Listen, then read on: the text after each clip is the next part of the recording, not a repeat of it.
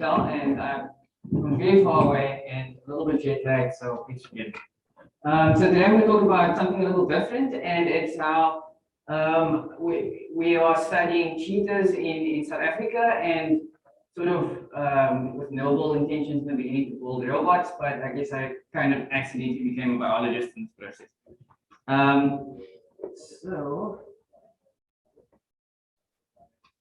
Okay, so when you think of maneuverability, we're thinking of jumping, accelerating, turning, and these are all things that are going to be critical for our legs robotics, systems that are going to move outside of the lab and do time critical tasks, such as search and rescue and things like that.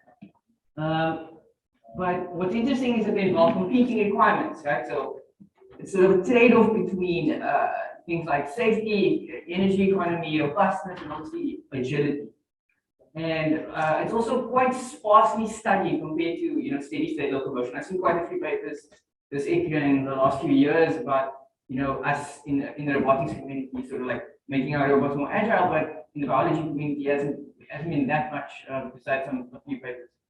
And what's also interesting is that our robots can't really be, we're not as agile as animals yet, but animals are extremely agile, and they do this with such ease because it's really paramount to their survival. And you can't think about maneuverability and agility without thinking about the cheetah. So these are some videos that I've taken, myself actually in Cape Town, and you'll see like really just the incredible agility of this animal. So how can we design and build our robots to be like that? Okay, so when I started my PhD in 2012, what did we know about the cheetah? The cheetah is, the fastest terrestrial animal. Everyone knows that, which is from, grade school, primary school, as we call it. And what's interesting is that Adam Wilson's group has shown that its hunting success is actually due mainly to its ability to rapidly maneuver. And some facts that we know about the cheetah, if you ask any, game ranger in South Africa, or you watch a BBC documentary, they'll say things like, oh, the cheetah tail is considered to be high inertia, and it's heavy, and it's used as a rudder or stabilizer, but no one's actually proven that yet. So when I started my PhD, way back in 2012, I sort of had this idea that I'm gonna build an amazing agile robot and build off like tons of data that exists in the biomechanics community, and I'm going to be the new Sangbe Kim. But to my dismay, there was nothing out there. The data was non-existent. So there were no like large amounts of data that I could build off and train models or design my robots. Kinematics or even just modeling and understanding rapid maneuvers were like really non-existent. So I thought, I'm a roboticist and I have access to cheetahs quite easily in South Africa. Can I provide insight to biology using the techniques that I've been trained in? And that's what we do in my lab. And sorry, I don't know, I just need to remove this.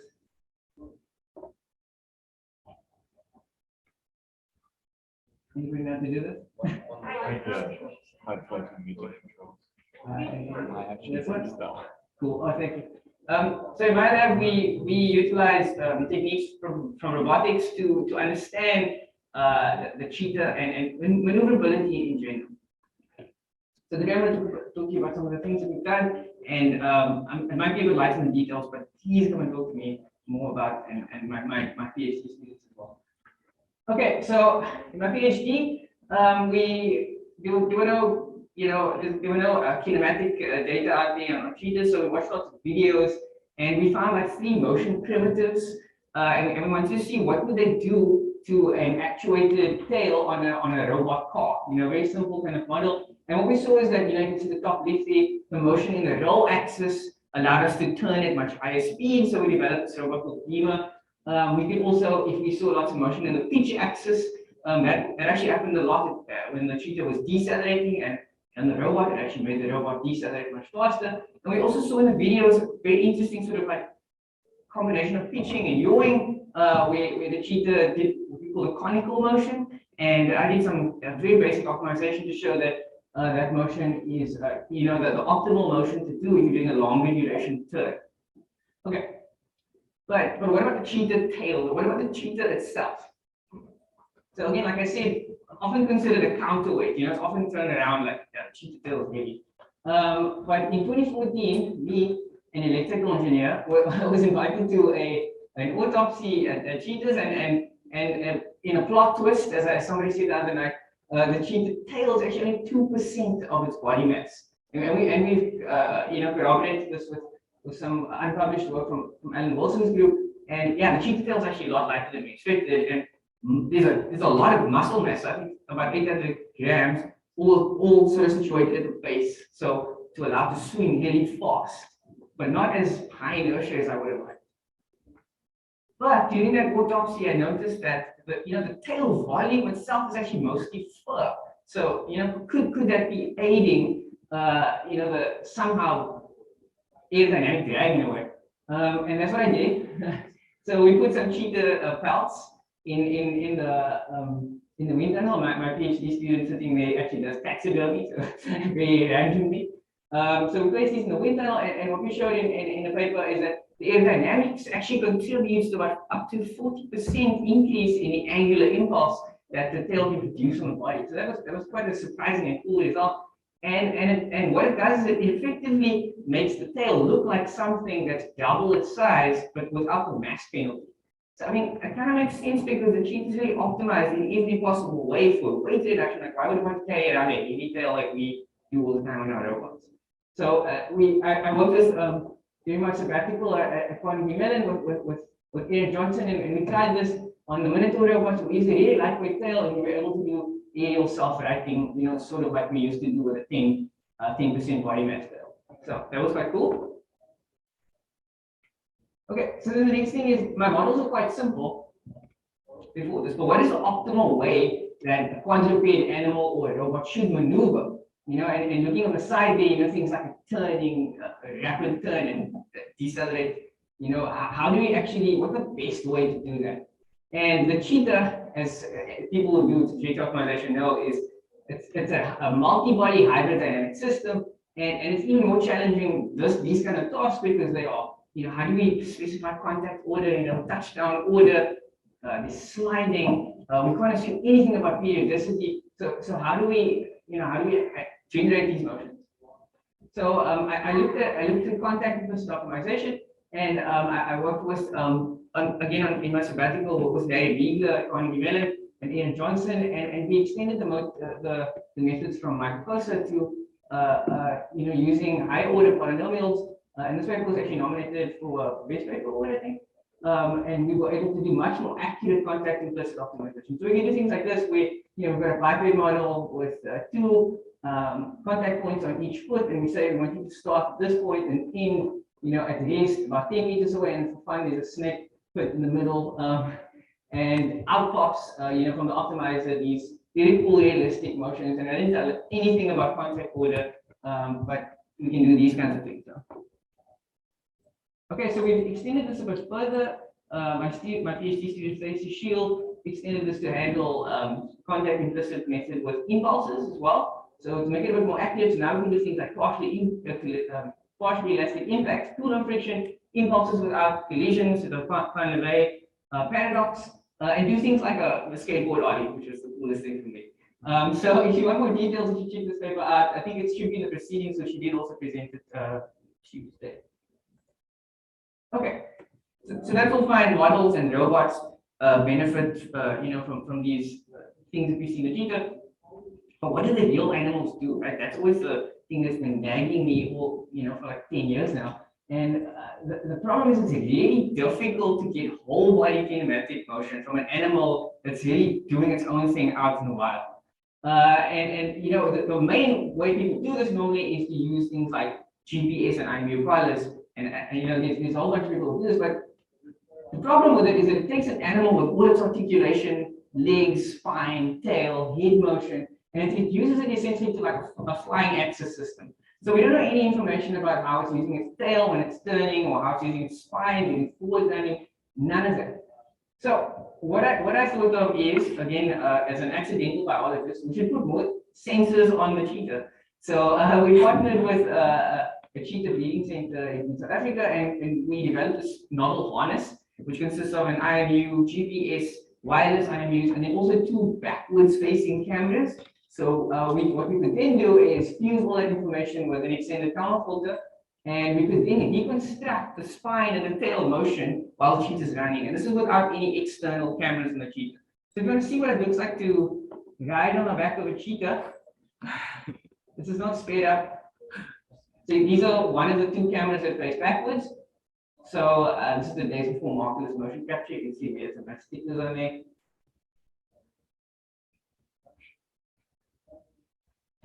So these cheetahs are actually quite lazy. This one max 80 meters per second, but still pretty fast. So yeah, we were able to successfully reconstruct the 3D kinematics of the cheetah, spine, tail, all those things that I was really excited about. But like all cats, they really got over it after a while.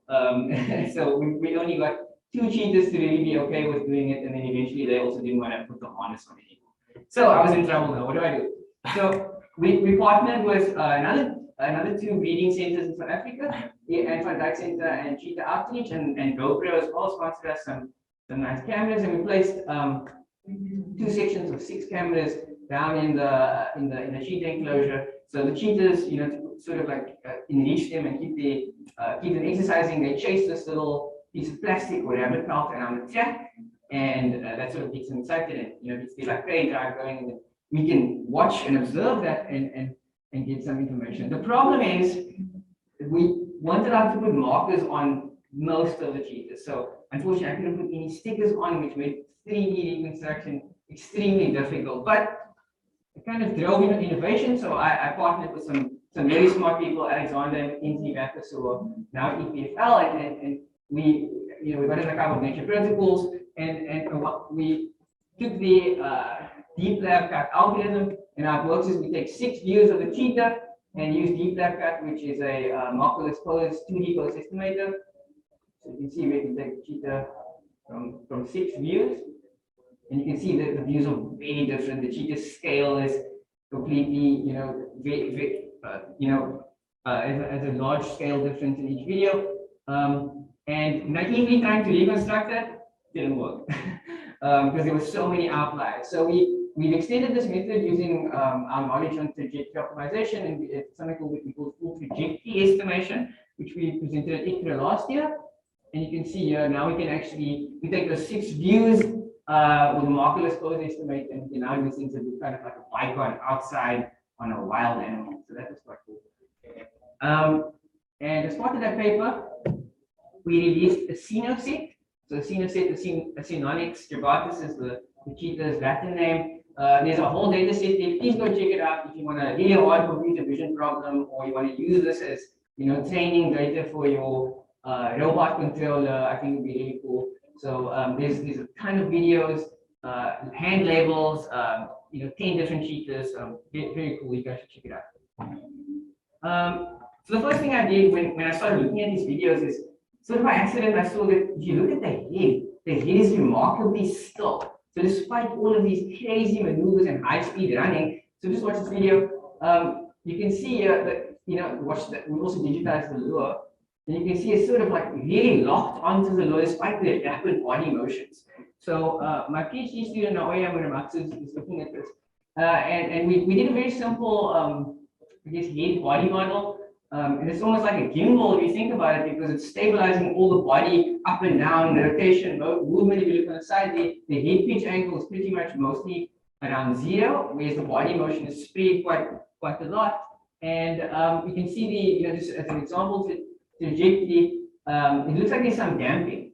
And that kind of makes sense because the cheetahs have been shown that the inner ear has been adapted to I guess, measure rotations at a much higher bandwidth than other animals. So we're busy working with Noah Cowan and our Johns Hopkins to sort of understand what the feedback control relationship is. Next part is the tail stuff, which I was always been wanting to do. So I won't go to the details. We did a very simple model, and we looked at stride average acceleration versus tail angular velocity. And what we saw, with the limited amount of data that we have is sort of a mild correlation, not as strong as I would have liked. I was put off with my nature paper, actually, but it wasn't as amazing as I'd hoped. And what we're doing now, and I guess in the next steps, is I'm going to talk about is how can we improve things, right? So how can we get better with different data? So the first thing is if you look at the senior set is we've got tons and tons of video, but in order to reconstruct 3D motion, we actually can't do a lot of them because we need more than 2 cameras at least to see the whole cheetah in order to do 3D reconstruction. So we've got a bunch of videos that you can see on the side here, like where the cheetah's doing cool stuff, but it's on the corner of one camera, so we can't reconstruct the motion. So I thought, what if we move the cameras autonomously? So you can see at the top there, we lose a lot of data because the cheetahs are outside the field of view of the cameras. But if we could automatically move the camera and the cameras, to face the cheetah, we can then do 3D reconstruction. So that's what we did. My students, Aman Valley and Daniel Joska did, is that we find the cheetah in an image using YOLO, we then do an extended Kalman filter, and then servo towards the cheetah motion. So you're going to see what that looks like. So this is my PhD student running. Oh yeah. So you can see, despite the camera moving, we're able to in a markerless way reconstruct the motion, and then the same with the cheetah over there. Okay, so now we can get more data, right? So all the stuff that we missed on the corners, we can reconstruct. What about better data? So the captive animals that we work with, so the captive play their hand days, they get to eat every day. They're kind of lazy. But if you look at wild animals, they are way more active, right? Because they need to catch food or they will, not live. But how do we do remote whole body skeletal motion estimation out in the wild, in a national park, for example? And I was awarded a Google Scholar Award to look at this last year. And we're proposing a system called Wildflowers, and the idea is that we're going to use a solid state LiDAR from Livebox, a high-speed camera with a telephoto lens, a rotary encoder, and an IMU, and then fuse all of that information with, because we're doing offline, state estimation, so we can use the trajectory optimization, estimate the full trajectory. We can then create a 3D skeleton of an animal from really far away. Right, because we want to observe a hunt, we need to be quite far away from the cheetah. Okay, so this is some prelim stuff we've done. So you can see this is taken at Anne van Dyck Cheetah Center. So there's a cheetah running. You can see on the left is the LiDAR point cloud.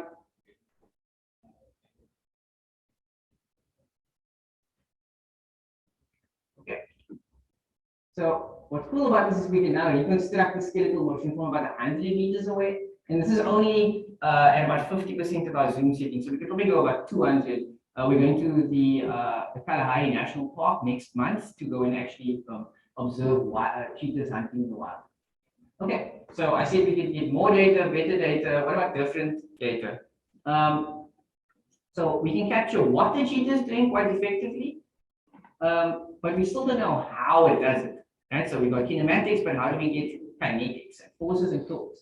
And so we worked with Alan Wilson on this and he had a bunch of force plate data and some videos that used, this was the day before 3D reconstruction in a markerless way, so they couldn't reconstruct the motion. And we worked with him recently to use force plates and high-speed cameras with a trajectory optimization framework, and then we could estimate the ground contact forces as well as the joint torques of a cheetah running out in the wild in the computer vision sense. So this is a video just showing what it looks like. There's some high-speed video at the top, and when it steps on the plate, you can see we can reconstruct it, and this is the joint torques. I think it's from the right shoulder. So this is pretty cool, and will give us more insight on how the cheetah is able to, recreate, create these adaptive movements. Okay, so as I've shown you, and I hope I've convinced you that studying the cheetah locomotion is quite challenging, but understanding the locomotion of this really extreme movement predator can really help us in leg robotics. So, for example, do we need to be looking at aerodynamic appendages? Secondly, I know there's a lot of stuff being done on perception. The robot is essentially just a sensor that we want to get into a place, that's difficult or things like that. Maybe we should be stabilizing our payloads because, the cheetah is stabilizing its main payload, which is its vision. So And what I want to conclude on is that really the key to all of this is good data. So making sure that you can, reconstruct forces, reconstruct kinematics is really on the critical path for this entire venture. So these are the references. I just want to thank my collaborators and my students and my sponsors. I am hiring a postdoc, and I just want to plug this quickly. UCT is a top university in Africa, and also I think some of you have been to Cape Town. It's really in the top 25 cities to visit ever. So yeah, if you're interested in machine learning, wildlife, and perception, come and speak to me after the talk.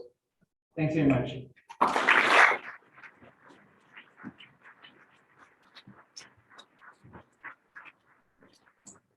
Thank you so much, Amir. Only in Africa where you have cheetahs are more available than robots. Questions? Marco, you can start. Go ahead. Thank you, Amir. I have a question regarding the tail, and I don't know how ethically correct this is what I'm asking, but have you ever considered cutting the fur to check how the motion would change without the aerodynamics effect? And second question is, have you ever seen a cheetah that was born without a tail or lost a tail? How to adapt? Can they achieve the same motions? Or good question. Yeah, I thought of doing a lot of weird things to cheetahs, but I've not been allowed to do it. So cheetahs are endangered. So the ethics to do any of these kinds of things are very tricky. So yeah, shaving would definitely answer the question. What I would love to do is put EMG, to actually measure the muscle activation would be amazing, but you need to shave the skin to do that. So, but on your second point, there was actually a cheetah that had, I think it was caught in a fence, where they amputate like about 2/3 of its tail.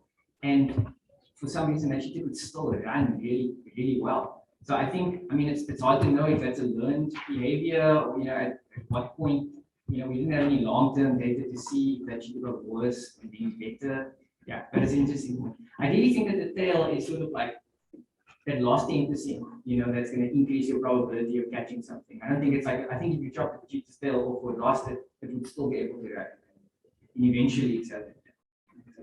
thank you. Great talk. I just had a quick question. You mentioned that one of the challenges was not being able to place markers on the cheetah, but for our benefit, these animals have kind of evolved to have fiducials all over them already. Yeah. Did you try mapping them like offline, having just like spot map and then reconstructing against that? We did try that, right? But so we're using GoPro cameras. So and you can see the scale at which, so we have, you check out the data set, there's some videos where the cheetah takes up most of the frame, the full 2K, and then there's some videos where the cheetah is like really tiny. So it's, yeah, I did look at visual hulls and all that kind of stuff, but the machine learning deep lab guy, I did it in like a day. Yeah, thanks. I was wondering, are you representing mass distribution, and if so, how are you doing that with simplified models? You mean in which part? So like how much like the legs weigh and the body weight or the scale? Yeah, no, I didn't show that, but yeah, so we have done like trajectory optimization for a full body model. Really difficult to converge. But this we worked with Alan Wilson's group at Royal Veterinary College, and they've done autopsies on cheetah hind limbs and forelimbs. So we have quite good, estimates of their masses and inertia. We don't have anything on the spine, which is very tricky. So if anybody wants to collaborate on doing that, please let me know. Thank you. Thank you for the great talk. So I would like to expand. So because you mostly focus on the tail, what about the flexibility of the spine and UFs in the spine? Good. Yeah. Good question. Yeah, definitely. So, well, yeah, I just haven't got around to it. Or even conserving the energy in the spine. Yeah, no, 100%. Yeah, I think the spine is crucial to this whole thing. So I think there's been some. I think Alan Wilson's group again looking at wild cheetahs with their collars, like the stride frequency is actually very similar to greyhounds, and the big difference is the increase in stride length that you get with the spine. So yeah, it's very important. What we should probably do is like look at doing muscle moment arms and actually looking at the physiology to find out what's going on there. And then also I would love to look at the the control. Is it just, I think maybe the CPG kind of thing, or is it just bang control? I think it's fine. Thank you. I have a question. Yeah. Again, really cool presentation. I'm just wondering right now that you've worked a lot with cheetahs, what is one thing that you would like to see or that yet you see in a cheetah that you would like to see in quadrupeds nowadays that we don't, we're not implementing basically, we don't have in terms of design? Very good question, Shannon. I think that one video in the beginning where the cheetah sort of chasing the lure and it sort of dives and slides, like I really feel like, I don't know, I think the cheetah is using its environment like much better and it understands its own dynamics much better than our robots do at the moment. So even in a motion like that, it's sliding not only on its feet, but it's also using, its elbows and, it's basically using the entire, whatever it has available to complete the task. So I think it would be nice to see how we could get our robots to, I don't know, maybe it's that sim to real gap that we could be able to exploit our dynamics better. Yeah. A question. Because I saw Cheetah into the park, so Oh. I have kind of an idea, but when they are running, like the attachment of the leg on the main one is also changing the location. So in your model, it is fixed, but actually, like, it's like we were adding like an additional a wheel on the part that is attached to the body. So I don't know if you want to model that as well, because I think this is accumulating a lot of energy and it's releasing explosive energy. So the scapular on the forelimbs are actually floating. And so Yeah, they're not actually floating. connecting. Definitely. So they absorbing impact. I think Claudia mentioned about impact being a big problem. And then also they also increase the stride length as well.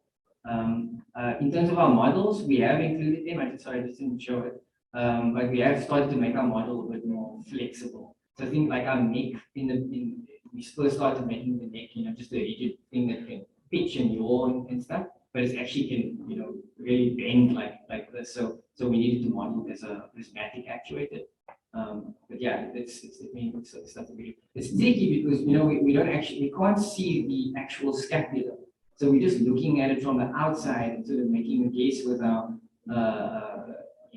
pose detector where the shoulder should be. So yeah, it's definitely a challenge. I think you can estimate it using the suggested animator. I was also actually going to make with the spots.